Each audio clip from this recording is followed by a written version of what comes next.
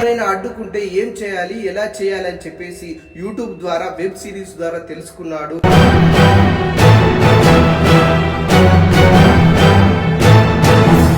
3 రోజుల క్రితమే చోరీ గురించి కాగితంపై ఇంగ్లీష్లో రాసుకున్నాడు.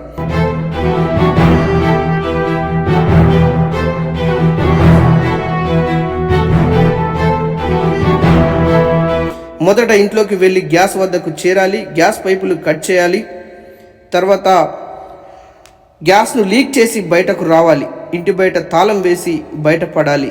ఇది ప్రణాళిక పేరుతో మిషన్ డన్ అంటూ నిందితుడు రాసిన కాగితాన్ని పోలీసులు స్వాధీనం చేసుకున్నారు.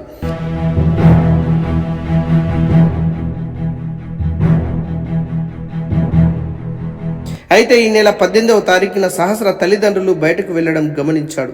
సహస్ర ఆమె తమ్ముడు కూడా పాఠశాలకు వెళ్లి ఉండొచ్చునని భావించాడు. ఆ ఇంట్లో ఎవ్వరు ఉండరని ఇక అంచనాకు వచ్చాడు. ఇంటి తాళం తీయడానికి అతని ఇంట్లో ఉన్న వంటగది కత్తిని దాచుకున్నాడు. తమ ఇంటిపై నుంచి అపార్ట్మెంట్లోకి దూకాడు. తలుపులు వెనుకకు నెట్టడంతో మనిషి దూరంతగా తలుపులు తెరుచుకున్నాయి. అదే సమయంలో సహస్ర ఇంట్లోనే ఉంది. అది గమనించకుండా ఆ బ్యాట్ను దొంగలించి బయటకు వచ్చే ప్రయత్నం చేశాడు. అలికిడి గమనించిన బాలిక వెనుకకు తిరిగి చూసింది.